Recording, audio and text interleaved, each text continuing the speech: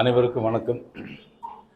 இன்று மதிப்புக்குரிய முன்னாள் பிரதமர் அடல் பிகாரி வாஜ்பாய் அவர்களுடைய பிறந்த நாள். இந்த நாளில் இந்த அலுவலகத்தில் வந்ததில் உண்மையிலேயே எனக்கு ரொம்ப மகிழ்ச்சி. அவருக்கு மரியாதை செலுத்திவிட்டு தான் இங்கே வந்திருக்கிறோம். இன்று டிசம்பர் 25 உலகெங்கும் வாழும் கிறிஸ்தவ பெருமக்களுக்கு பாரதிய ஜனதா கட்சியினுடைய சார்பாக, தமிழக பாரதிய ஜனதா கட்சியினுடைய சார்பாக அனைவருக்கும் எனது கிறிஸ்துமஸ் நல்வாழ்த்துக்களை நான் இந்த நேரத்தில் நான் தெரிவித்துக் கொள்கிறேன். அதே நேரத்தில் ஜீசஸ் பிறந்த இடமான பெத்லஹேம், ஜெருசலேமுக்கெல்லாம் நான் ஏற்கனவே போயிருக்கிறேன். ஹோலிலேண்ட் ட்ரிப் அப்படின்னு சொல்லுவாங்க. அந்த நிகழ்வில் ஈஜிப்ட், இஸ்ரேல், நோவா மலை, சீனாய் மலை போன்ற கிறிஸ்தவ புனித ஸ்தலங்களுக்கு நான் ஏற்கனவே சென்று வந்திருக்கிறேன். அதனுடைய அடிப்படையிலும் இன்றைக்கு கிறிஸ்தவ பெருமக்களுக்கு என்னுடைய கிறிஸ்துமஸ் வாழ்த்துக்களை நான் தெரிவித்துக் கொள்கிறேன். வேற அவங்க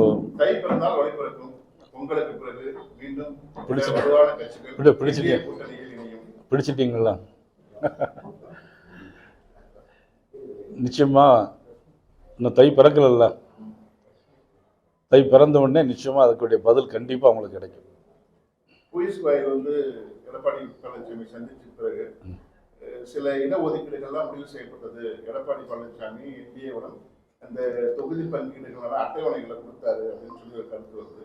அதுல சில கட்சிகளுக்கு இந்த தொகுதிகள் சொல்லி வருகிறது. அது உண்மையா? அதாவது பியூஷ் கோயல் தமிழ்நாட்டுக்கு வந்தது உண்மை. அவரோட நாங்கள் போய் மதிப்புக்குரிய அந்த இபிஎஸ் அவர்களை பார்த்தது உண்மை. அதுக்கப்புறம் உள்ள செய்தியெல்லாம் உண்மை அல்ல. எல்லாமே பத்திரிகையில் தவறாக அவங்களுடைய அனுமானத்தின் அடிப்படையில் அதை பண்ணியிருக்கிறாங்க. அந்த மாதிரி பேச்சுவார்த்தை பண்ணலை. எப்படி பண்ணலாம்னா, தேர்தல் எப்படி சந்திக்கிறது, இப்பொழுது கூட்டணியில் யாரெல்லாம் இருக்கிறாங்க, யாரெல்லாம் முந்தைய கூட்டணியில் இருந்தாங்க அப்படின்னு மட்டும் ஒரு விவாதம் மட்டும்தான் பண்ணமே தவிர வேறு இடஒதுக்கீடு பற்றி பேசவோ, இந்தந்த தொகுதிகள் என்ன இருக்குது அப்படின்னு சொல்லவோ, அந்த மாதிரி எந்த விதமான பேச்சுவார்த்தையும் அதில் இடம்பெறவில்லை. குறிப்பா ஓபிஎஸ், டிடிவி தினகரன் இருவரையும் என்டிஏ கூட்டணிக்குள்ள அழைப்பதற்கான முயற்சிகள் இருக்கு, பேசிட்டு இருக்காங்க. ஆனா ஓபிஎஸ் தரப்புல நேற்று முன்தினம் நடந்த ஒரு கூட்டத்தில் திட்டவட்டமா அவன் கூட்டணி தாவேக்கா அல்ல திமுக கூட்டணிக்கு செல்லலாமா என்ற ஒரு கருத்துக்களோட பேசப்பட்டிருக்கிறாங்க. இந்த முயற்சி எப்படி இருக்கு? அதாவது இருவருமே கூட்டணியிலிருந்து வெளியில தான் இருக்கிறாங்க. அதனால் இது பற்றி நான் எந்த விதமான கருத்தும் அதை பற்றி நான் சொல்ல முடியாது. திரு ஓபிஎஸ் அவர்கள் நேற்று அவருடைய கருத்தை அவங்க சொல்லியிருக்கிறாங்க. பொது அரசியலை பொறுத்தவரையில் இன்னும் 3 மாதம் இருக்குது. ஜனவரி, பிப்ரவரி, மார்ச், முழுசாக 3 மாதம் இருக்குது. 24 மணி நேரத்துக்கு முன்னால் கூட பல மாறுதல்கள் வருவதற்கு அரசியலில் வாய்ப்புகள் இருக்குது.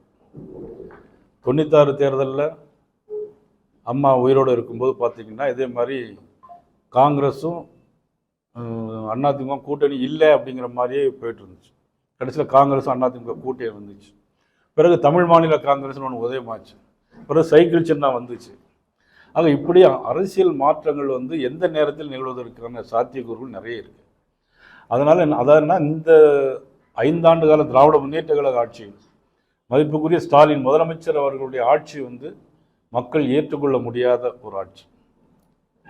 சொத்து வரி உயர்வு, மின்கட்டண உயர்வு, அவர்கள் மகளிருக்கு 1000 ரூபாய் கொடுக்கிறார்கள், மாணவர்களுக்கு 1000 ரூபாய் கொடுக்குறாங்க, அது வேறு விஷயம்.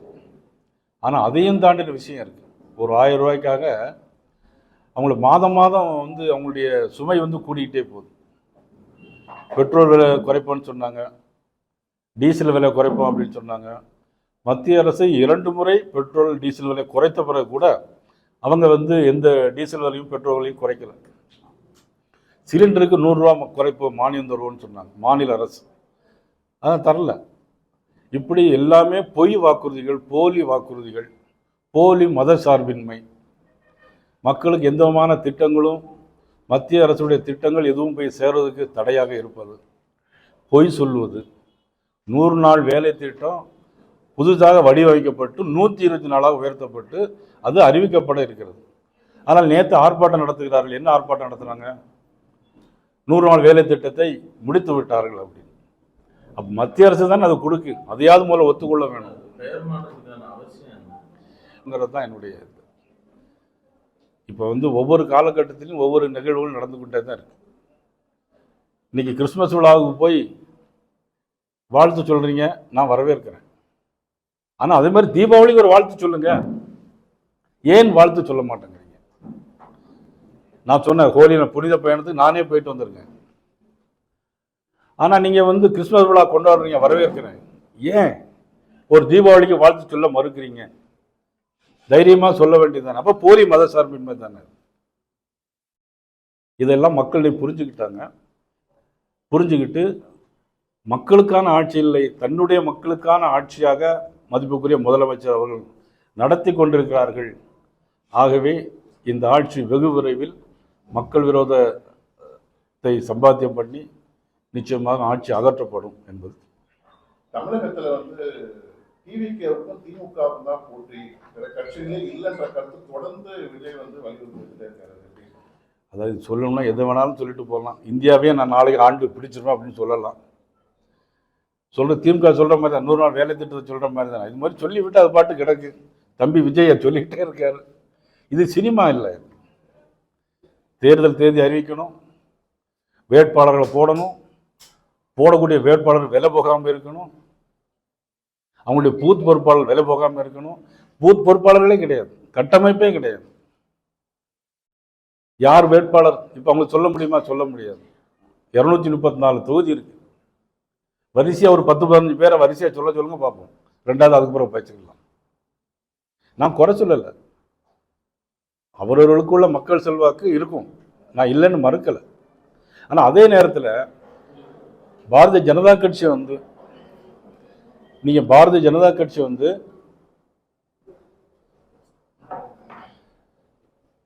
மிகப்பெரிய கட்சி. 1657 எம்எல்ஏக்கள் இருக்கும், 272 பாராளுமன்ற உறுப்பினர்கள் இருக்கும். 3 முறை முதலமைச்சராக இருந்தவர், 3வது முறை பாரத பிரதமராக இருந்து மிகப்பெரிய சக்தியாக இருக்கக்கூடிய நரேந்திர மோடியுடைய புகழும் அவருடைய பெருமையும் திறமையும் எங்கே இருக்கிறது? நம்முடைய தம்பி தமிழ்நாட்டில் ஒரு சினிமா நடிகராக இருக்கக்கூடிய தம்பியினுடைய இது எங்கே இருக்கிறது? கொஞ்சம் சிந்திச்சு பார்க்க. தொடர்ந்து இபிஎஸ் வந்து விஜய் வந்து வரணும் கூட்டணிக்கு வரணும்னு ஒரு அழைப்பு கொடுத்துட்டே இருக்காரு. அதை பற்றி நான் கருத்து சொல்ல முடியாது. அது அவருடைய சொந்த கருத்தாக இருக்கலாம், அவருடைய விருப்பம். அதை பற்றி நம்ம கருத்து சொல்ல. சொந்த கருத்து உள்ள கட்சிகள் இணைய வேண்டும் என்ற ஒரு கருத்து, திமுகவுக்கு எதிரான ஒரு நிலைப்பாட்டில் ஒத்த கருத்துக்கூடிய கட்சிகள்னா ஒன்றாக இணைகின்ற ஒரு கருத்து தொடர்ந்து வலியுறுத்தப்பட்டிருக்கு. நல்ல விஷயம்தான். ஒத்த கருத்துன்னா என்ன ஒத்த கருத்துன்னு பார்க்கணும். கொள்கை அளவில் இல்லை, ஒரே முடிவு. 2026 தேர்தலில் திராவிட முன்னேற்ற கழகத்திற்கு மாற்று அரசாங்கம், தேசிய ஜனநாயக ஆட்சி அமைய வேண்டும். அந்த கருத்துள்ள எல்லோரும் ஒன்றாக இணைய வேண்டும். 100 நாள் வேலை திட்டத்தில் 125 நாளாக உயர்த்தி நிதியை வந்து 40% பங்களிப்பு மாநில அரசு கொடுக்கணும்னு சொல்லி மாநில அரசு ஒரு நிதி எல்லா திட்டத்துக்குமே ஒவ்வொரு திட்டங்களுக்கும் திட்டங்களின் அடிப்படையில் மாநில அரசு மத்திய அரசு பங்கு இருக்கும். பிரதமருடைய வீடு கொடுக்கக்கூடிய திட்டத்திலையும் 60%, 40%. அது மாதிரி எல்லா திட்டங்களையும் 60%, 40%. நீங்கள் சொன்ன 100 நாள் வேலை திட்டத்திலையும் அதைத்தான் அவங்க அப்ளை பண்ணியிருக்காங்க. அதனால் வந்து நிறுத்திட்டாங்க அப்படின்னு சொல்கிறதே போய், திட்டத்தையே நிறுத்திட்டாங்கன்னு சொல்கிறது போய். இப்போ நவோதயா பள்ளிக்கு உச்சநீதிமன்றத்தில் எல்லா இடங்களிலும் எல்லா மாவட்டங்களிலும் நவோதயா பள்ளிக்கு இடம் பார்த்துட்டு சொல்லுங்க அப்படின்னு சொல்லியிருக்காங்க. இந்த அரசு செய்யணுமா வேண்டாமா? இது மாணவர்களுக்கான பிரச்சனை. ஏழை எளிய மாணவர்களுக்காக மத்திய அரசுடைய நிதி அதிகமாக வரும். ஸ்கூலில் பஸ் விட்டு எல்லா கிராமத்துக்கும் கூட்டிகிட்டு போய் படிக்க வைப்பாங்க, தரமான கல்வி கொடுப்பாங்க. இன்னைக்கு கூட பருகூர் தொகுதியில் வரட்டன்னப்பள்ளி கிராமம் பாசறையில் மகேஸ்வரி ஒரு அம்மா, ரத்தன்ராஜின்னு ஒரு பெரியவர், அவர் கேட்குறாரு எங்கள் கிராமத்துக்கு நவோதயா பள்ளி வேணும்னு கேட்குறாரு. இதை திமுக அரசு கொடுக்க மறுக்கிறது. ஏன்? என்ன காரணம்? என்ன காரணத்துக்காக திமுக அரசு மறுக்கிறது? கேந்திர வித்யாலயா பள்ளி இன்னைக்கு எல்லாம் எங்கள் திருநெல்வேலி மாவட்டத்தில் கேந்திர வித்யாலயா பள்ளி இருக்கு. 50 கிலோமீட்டர் தாண்டி போய் பஸ் வந்து விட்டு எல்லாம் கூட்டிட்டு போறாங்க. அது மாணவர்களுக்கான, ஏழை எளிய மாணவர்களுக்கான ஒரு கல்வி. அதையும் இந்த அரசு கொடுக்க மறுக்கிறேன்னு சொன்னா சொல்லிட்டு எல்லாமே பொய்யா சொல்லிட்டு இருக்கிறாங்க. மத்திய அரசு அப்படின்னு. திமுக அரசு வந்து மாநிலம் முழுவதும் அவங்க கூட்டணி கட்சி சார்பாகவே வந்து ஒரு போராட்டத்தை முன்னெடுக்கிறாங்க. இந்த திட்டத்துல எவ்வளவு பாதிப்புகள் இருக்கின்ற விஷயங்களை முன்னெடுக்கிறாங்க. ஒரு பக்கம் நிதி சுமை சொல்றாங்க, இன்னொரு புறம் மத்திய அரசு நிதியை ஒதுக்காத பட்சத்துல இந்த திட்டமே முடங்குன்ற நிலையை சொல்றாங்க. அடுத்ததாக மகாத்மா காந்தி பேரை ஏன் எடுக்கணுன்ற கேள்வி வைக்கிறாங்க. இப்படி அடுக்கடுக்கான கேள்விகளை வச்சு போராட்டத்தை முன்னெடுக்கிறாங்க. ஆனா இதற்கான சரியான பதில், இதற்கான விளக்கம் அடுத்த கட்டமா நீங்க இதை மக்கள்கிட்ட கொண்டு நான் சொல்றேன், 125 நாட்கள் வேலை உண்டு, மத்திய அரசு அறிவித்திருக்கிறது. நீங்க திமுகவினர் இது கையாடல் பண்ண முடியாது, அவ்வளவுதான். Biometric system. முன்னாடி ஒரு பஞ்சாயத்து தலைவர், இந்த பஞ்சாயத்தில் இருக்கிற கிளர்க் என்ன பண்ணுவாங்கன்னா, உங்க பேரு, உங்க வீட்டம்மா பேரு, இவங்க பேரு, இவங்க அக்கா பேரு, தம்பி பேரெல்லாம் சேர்த்து அந்த பணத்தை எடுத்துக்கிட்டு இருந்தாங்க. இப்போ அதை எடுக்க வழி கிடையாது. ஒவ்வொருத்தரும் ஃபீல்டுக்கு போகணும், பயோமெட்ரிக் ஃபிங்கர் பயோமெட்ரிக் உள்ள போகணும், வெளியே வரும்போது. அப்போ வந்து இதில் யாருக்கும் திருடுறதுக்கு வாய்ப்பு இல்லை, இதில் ஊழல் நடைபெறுவதற்கு வாய்ப்பு இல்லை. அதனால அவங்களுக்கு ஒரு வருத்தமாக இருக்கும். எல்லாம் திமுகவினரே செஞ்சுட்டு இருந்தாங்க. கூட்டுறவு பேங்கில் போயாச்சுன்னாக்கி லோன் யார் கொடுக்குறாங்கன்னா திமுகவை சேர்ந்து மட்டும்தான் லோன் கொடுக்குறாங்க. இன்னைக்கு கிராம சபை கூட்டத்தில் அதை தான் சொல்லியிருக்காங்க. ஆக இதையெல்லாம் வந்து ஒட்டுமொத்தமாக ஒரு அரசாங்கம் நடக்கிறதா என்கின்றது ஒரு கேள்விக்குறியாக தான் இருக்கு. இப்படி அரசாங்கம் நடக்குமா? மாணவர்களுக்கு மத்திய அரசு பள்ளி கொடுக்குறது, அது வேண்டாங்க. நிதி கொடுத்தா தரலை அப்படிங்கிறது. 14,85,000 கோடி ரூபாய் இந்த 11 ஆண்டுகளில் கொடுத்துருக்காங்க. இந்த மாவட்டத்தில் மட்டும் 2000 பேருக்கு 6,000 ரூபாய் வச்சு கொடுக்குறாங்க. 435 கோடி ரூபாய் நினைக்கிறேன். இப்போ இந்த மாவட்டத்தில் மட்டும் யார் கொடுக்கா? மத்திய அரசு கொடுக்க. இன்னைக்கு இந்த இவ்வளவு 4 வழிச்சாலை இன்னைக்கு ரோடு போட்டுரும். முத தம்பிதுரை மத்திய அமைச்சராக இருக்கும்போது கிருஷ்ணகிரி டு ஓசூர் போட்டார் 4 வழிச்சாலை. இன்னைக்கு நாடு முழுக்க 4 வழிச்சாலை. எங்க பாலம், எங்க ரோடு, இவ்வளவு இன்ஃப்ராஸ்ட்ரக்சர். ஒரு நாடு முன்னேற வேண்டும் சொன்னால் இன்ஃப்ராஸ்ட்ரக்சர் வேணும், கட்டமைப்பு வசதி வேணும். கட்டமைப்பு வசதி இருந்தால் நாடு முன்னேற முடியும். எவ்வளவு தொழிற்சாலைகள், எவ்வளவு கடை. இன்னைக்கு பார்த்தீங்கன்னா எங்கள் ஊர் திருநெல்வேலி அல்வா கடைங்கிறான், ஆலம்பட்டி கருப்பட்டி கடைங்க வரிசையாக இருக்கு. உடையார் ஆனந்த் போடுங்க, குருபரப்பள்ளி விஜய் தாபா இருக்கு. இங்கே வரிசை கடைகள் எல்லாம் வியாபாரம் நடக்குது, எல்லாம் ரோட்டில் போயிட்டு இருக்கிறாங்க. இன்னைக்கு ஃப்ளைட்டில் போகிறவங்க இன்னைக்கு காரில் போகிறாங்க. நாங்கள் கூட நாளைக்கு பெங்களூர் போய் ஃப்ளைட்டில் போகலாம், கோயம்புத்தூர் இறங்கலான்னு பார்த்தோம். ஆனால் இங்கே அதை போயிருந்த விட இங்கே 5 மணி நேரத்தில் கார்லேயே போயிடலாம். இந்த சாலைகள் எல்லாம் போட்டது யார்? வாஜ்பாய், மதிப்புக்குரிய வாஜ்பாய். அவருடைய பிறந்தநாள் இன்னைக்கு. இதையெல்லாம் கொடுத்தது யார்? மத்திய அரசு. நீங்கள் என்ன பண்ணியிருக்கீங்க? எல்லா இடங்களிலும் கஞ்சா விற்குது. ஒரு முதலமைச்சர் நேரடியாக போய் கஞ்சா விற்கிறவனை பிடிக்க முடியாது, நான் அப்படி சொல்ல மாட்டேன். ஆனால் என்ன செய்யலாம்? ஒரு நல்ல டிஜிபி போட முடிஞ்சிருக்கா? அவங்களுக்கு இல்லையே, காவல்துறை கட்டுப்பாட்டில் இல்லையே. கள்ளக்குறிச்சியில் 65 பேர் செத்து போனாங்களே கள்ள சாராயம் குடிச்சு. காவல்துறையை நான் பார்க்கணும், முதல் அந்த காவல்துறையை வேலை வாங்கணும், அவ்வளோதான். அதை பண்ண தவறிட்டார்.